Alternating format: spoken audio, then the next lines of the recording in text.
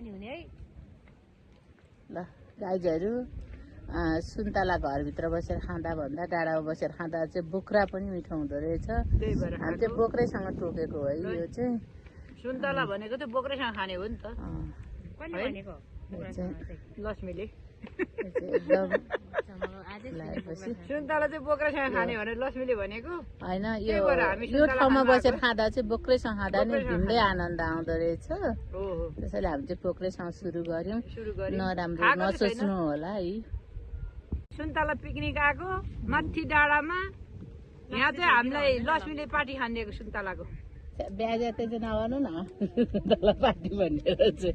मेरो के को सुन्तला पार्टी हुनु हामी चाहिँ यो लप्सी फेदीमा छौँ त्यो के अरे उहाँले भनेको यस्तो अन्नकन्ता देखाउने चाहिँ उहाँले हो मान्छे नि अप्ठ्यारी अप्ठ्यारी खालको हुनुहुन्छ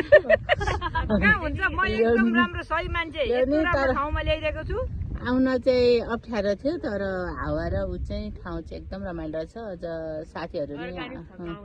गाउँ चाहिँ एकदम राम्रो रहेछ